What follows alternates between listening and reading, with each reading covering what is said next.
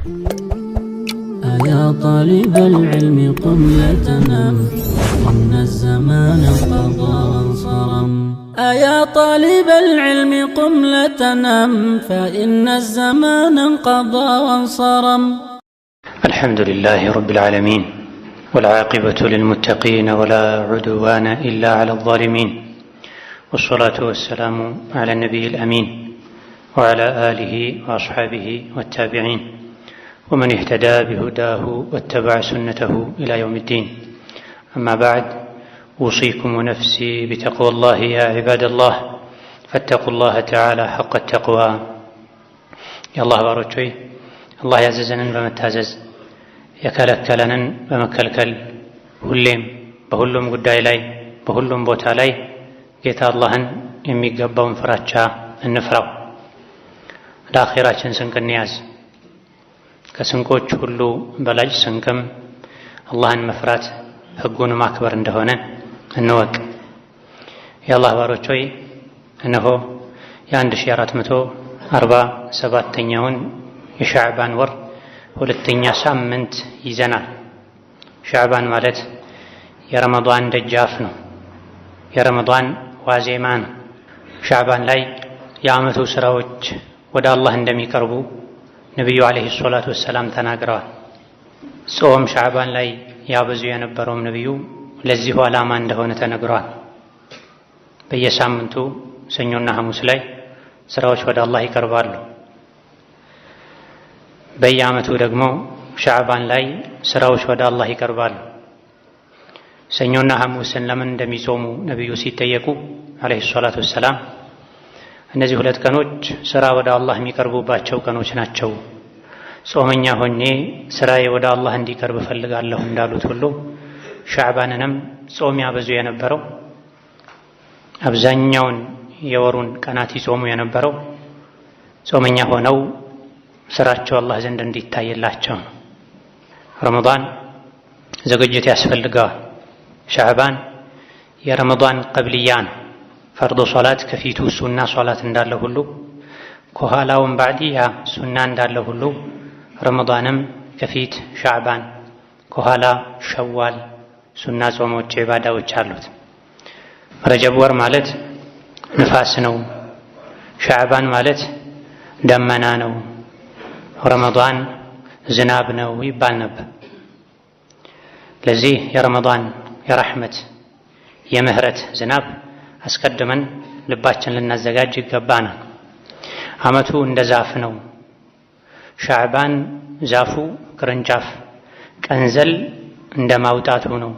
ረመዳን ደግሞ የዛፉ የቀንዘሉ ፍሬዎች የሚለቀሙበት ነው። ሙእሚኖች ደግሞ ፍሬው የሚለቅሙት እነሱ ናቸው ተብሏል። ያልዘራ ሰው ምርት አይሰበስብም፣ እሸት አይቆርጥም። በሚዘራበት ጊዜ የተኛ ሰው የዘሩ ሰዎች ሲያጭዱ ቁጭት ያጽደዋል፣ የሰው እጅ ያያል። ስለዚህ የረመዳንን ኸይር ዘር እንድንዘራ አሁኑኑ አስቀድመን ሻዕባን ላይ የልባችንን መሬት ልናጸዳው ልናለመልመው ይገባናል።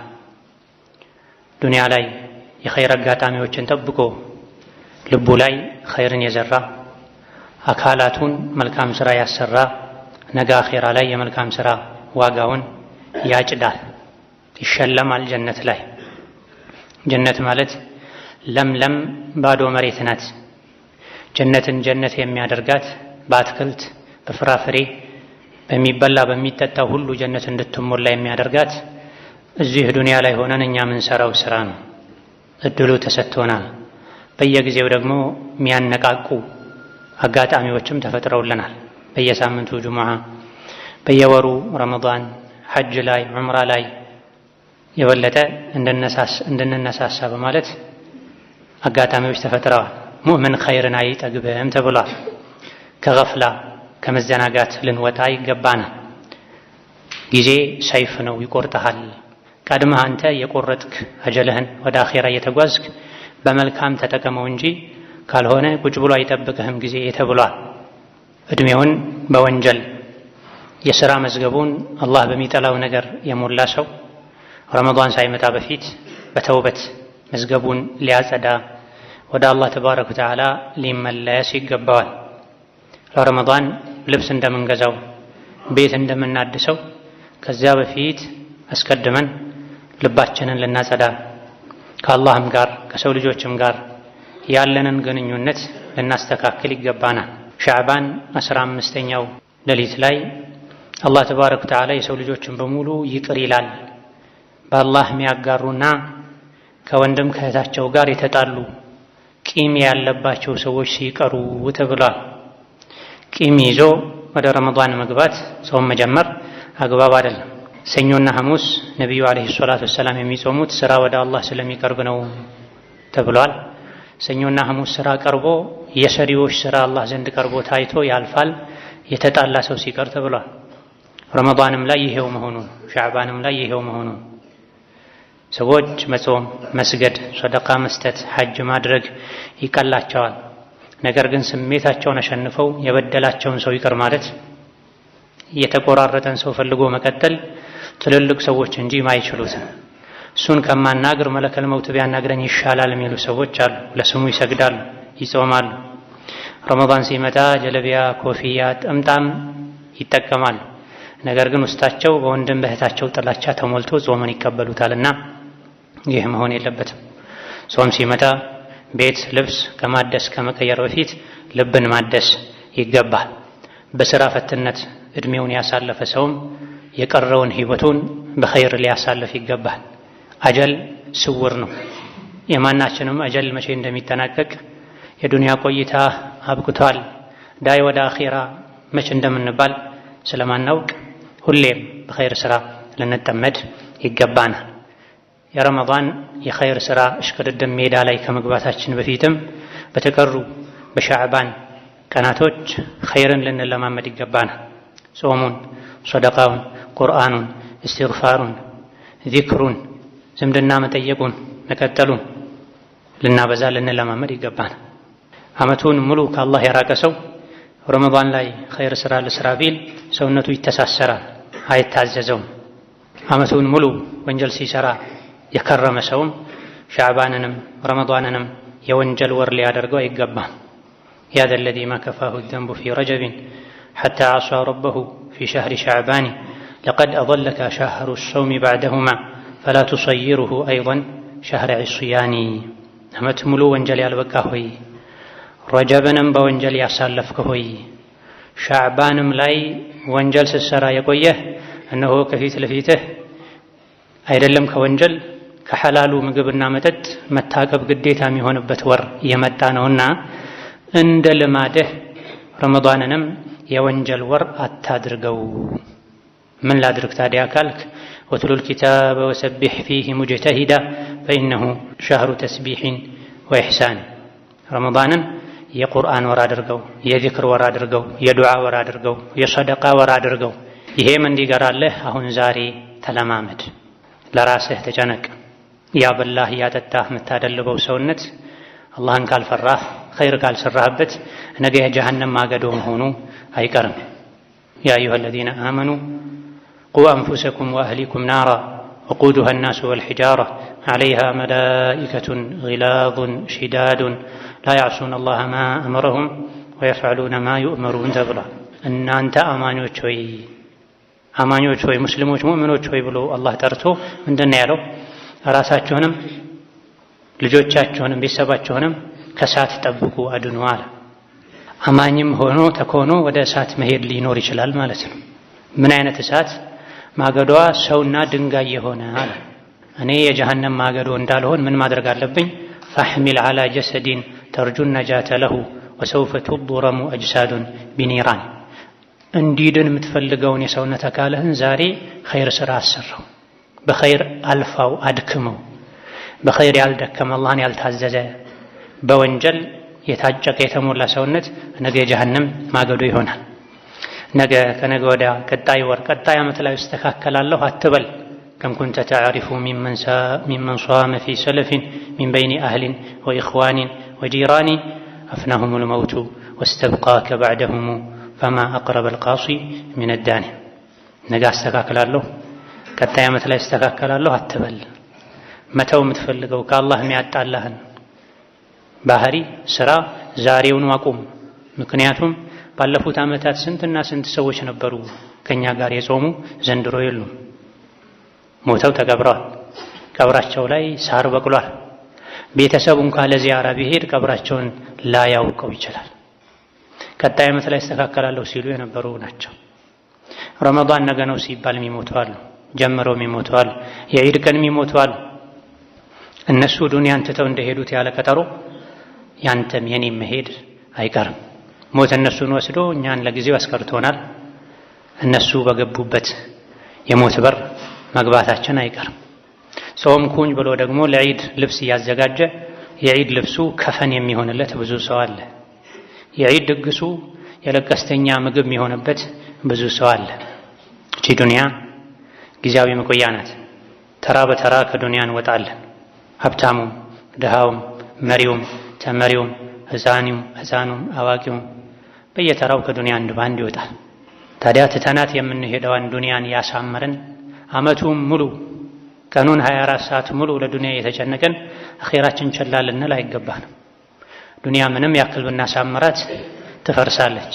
ያንተ በውድ ዋጋ የገዛኸው ቤትህ የሆነ ሰው መቃብር ሊሆን ይችላል። ከጊዜ በኋላ ባዶ ሆኖ አንተም ሞተህ ልጆችህም ሞተው ዘር ማንዘርህ አልቆ ያንተ ውድ ዋጋ የገዛኸው ቤት የቀብር መንደር መኖሪያ ሊሆን ይችላል። አለኝ ብለን የምንኮራበት የምንተማመንበት ነገር በሙሉ ጠፊ ነው፣ የኛ አይደለም። ወሩሑ ሚንከ ወዲዐቱን ውዲዕተሃ ሰተሩዱሃ ቢረግሚ ሚንከ ወቱስለቡ። ትልቁ አለኝ ብለን የምንኮራበት ነገር ሩሓችን ነፍሳችን ናት አይደል? ነፍሳችንም አንድ ቀን ትወሰዳለች። መለከል መውት እስከነ አጋዦቹ መጥቶ ይወስዳታል። እቅድ አለኝ፣ ዓላማ አለኝ፣ ልጅ ያጠባሁ ነው፣ አራስ ነኝ፣ ሙሽራ ነኝ፣ አዲስ ነው ያገባሁት ብትል መለከል መውት መስሚያ የለውም። አጀል ከደረሰ ይዞ ነው የሚሄደው። መቼ ነው ይሄ የሚሆነው አናውቅም። ቤት ቁጭ ብለህ ጣፋጭ ምግብህን የጎረስክ በትንታ ህይወትህ ሊያበቃ ይችላል። የምትኮራበት መኪናህን ያሽከረከርክ ህይወትህ ሊያልፍ ይችላል። በተኛህበት ላትነሳ ትችላለህ። የክብር የማዕረግ ልብስህን በእጅህ የለበስከውን ድንገት እዛው ህይወትህ አልቆ ሰዎች ሊያወልቁልህ ይችላል። እንደዚህ ነን እኛ። ሩሓችን ሁሉ ተነጥቃ ትወሰዳለች። ቀን ከሌሊት ሁሌ ምንለፋላት፣ ምንጨነቅላት፣ ምንሮጥላት ዱንያ ዳሩን ሐቂቀቱሃ መታዑን የዝሀቡ። ሐቂቃ እውነቱ ዱንያ የተውሱ ዕቃ ናት። ትወሰዳለች፣ ትመጣለች፣ ትሄዳለች። ዱንያ ላይ ለፍተን ደክመን የሰበሰብነው ነገር በሙሉ ጣረሞት ላይ ስንደርስ ያስጠላናል። አይጠቅምማ። የሚጠቅመው ኢማን ነው፣ መልካም ስራ ነው። ይሄን ጫኑልኝ፣ መልካም ስራ አብራችሁ ቅበሩ፣ ከኔ ጋር በመኪና ይቅበሩኝ፣ በአዲሱ ከገሌ ሀገር ባመጣሁት ምርጡ ጨርቅ ከፍኑኝ ምትል ምንም አያደርግም። አፈር ይበላዋል፣ ትል ይራመድበታል። የምትጨነቅለት ገላህ፣ ምሳስይለት ሰውነትሽ። ሰው ማለት ይሄ ሰው በኢማኑ በመልካም ስራ ተበል ዳሪን ላ የዱሙ ነዒሙሃ ወመሺዱሃ አማ ቀሪቢን የኽረቡ። እጅጉኑ የምታስጠላ ምድር ናት ዱንያ ማለት። ዓመት 2 ዓመት 3 ዓመት ተጨንቀህ አሳምረህ የገነባኸው ቤት ነገ ይፈርሳል። ፈራሽ ናትና ዱንያ ራሷ ትተሃት ትሄዳለህ። ታዲያ ምንድን ነው የሚያዋጣው? ወተዘወዱ ፈኢነ ኸይረ ዛዲ ተቅዋ። ስንቅ ያዙ። ስንቅ ማለት የሚያምር ቤት አይደለም፣ ትልልቅ ፍሪጅ ላይ የተቀመጠ አስቤዛ አይደለም። ስንቅ ማለት አላህን መፍራት። ለስንቅ የበለጠ የምንጨነቅበት አዋጭ ስንቅ የምንይዝበት ወር ረመዳን ነው። ለረመዳን ቅድመ ዝግጅት ልናደርግ ውስጣችን ልናጠራ መልካም ገበያ ነው ብለን እያንዳንዷን ደቂቃ በአግባቡ እንጠቀም ይገባናል። ያ አዩሀ ለዚነ አመኑ ኩቲበ ዐለይኩም ሲያሙ ከማ ኩቲበ ዐለ ለዚነ ሚን ቀብሊኩም ለዐለኩም ተተቁን። ባረከላሁ ሊ ወለኩም ፊል ቁርአኒል ዐዚም ወነፈዐኒ ወኢያኩም ቢማ ፊሂ ሚነል አያቲ ወዚክሪል ሐኪም። አቁሉ ቀውሊ ሃዛ ወአስተግፊሩላህ ሊ ወለኩም ወሊሳኢሪል ሙስሊሚን ፈስተግፊሩሁ። አልሐምዱሊላሂ ዐላ ኢሕሳኒህ ወሽክሩ ለሁ ዐላ ተፈዱሊሂ ወምቲናኒህ وأشهد أن لا إله إلا الله وحده لا شريك له تعظيما لشأنه وأشهد أن محمدا عبده ورسوله الداعي إلى رضوانه صلى الله عليه وعلى آله وأصحابه وإخوانه وسلم تسليما كثيرا. أما بعد، يا الله ባሮቼ ጾም የተደነገገበት ዋነኛ ዓላማ የአላህን ፍራቻ መማር፣ መለማመድ ነው፣ መተግበር ነው። የአላህን ፍራቻ መለማመድ መተግበር። በሁሉም ጉዳይ ላይ አላህን መፍራት የሚቀለን የዱንያን ምንነት ስናውቅ ነው። ተጓዥ ነኝ እኔ፣ እንግዳ ነኝ እኔ፣ ድልድይ ላይ ነው ያለሁት። ወደ ምስራቅ ወደ ምዕራብ ፀሐይ ስትዞር ሊጠፋ የሚችል ጥላ ስር ነው ቁጭ ያልኩት። ዋና ቋሚ ሀገሬ መኖሪያዬ አኺራ ነው። ለአኺራዬ ልስራ ስንል ነው። ምንም ያክል በሰላም በተድላ በደስታ ብንኖር አንድ ቀን ያቺ ከዱንያ የምንወጣባት ቀን መምጣቱ አይቀርም። ጊዜው ይርዘምም ይጠር፣ አንድ ቀን ሞት አይቀርም። ሞት ሲመጣ የወለድካቸው የበዙ የሰለጠኑ በሙያ የተካኑ የምትኮራባቸው ልጆች አይጠቅሙም። ሞት ሲመጣ ከውጭ ሀገር ያስመጣቸው ውድ ውድ ዕቃዎችህ አይጠቅሙም። ዘመናዊ ቤትህ አይጠቅምም። ወዳጅህ አይጠቅምም። የሚጠቅመው አላህ ብቻ ነው። የሚጠቅምህ ለአላህ ብለህ የሰራው ስራ ብቻ ነው። የውመ ላ የንፈዑ ማሉን ወላ በኑን ኢላ መን አተላህ ቢቀልቢን ሰሊም። ረመዳን ሌሎችም የኸይር አጋጣሚዎች የሚጠቅመኝን ስራ ከልጅ ከገንዘብ ከስልጣን የበለጠ ለኔ የሚያስፈልገኝን ስራ የምሰራበት ገበያ ነው ብለን በዚህ ልክ ልንጠቀመው ይገባል። ከዱንያ ወጥተን ወደ አላህ ስንሄድ መልካም ስራ ይዘን ካልቀረበን፣ ንጹህ ልብ ይዘን ካልቀረበን ዋጋ የለንም። ዱንያ ላይ ማንነቱ ማይታወቅ ሰው እንኳ ቢሆን የሰዎችን አይን ማይሞላ አላዋቂ ሰዎች ዘንድ የሚናቅ ሰው እንኳ ቢሆን ንጹህ ልብ ካለው መልካም ስራ ከሰራ ሐራምን ወንጀልን ከተከለከለ ከራቀ አላህ ዘንድ ትልቅ ሰው ሲሞት በደስታ ይወጣል ከዱንያ።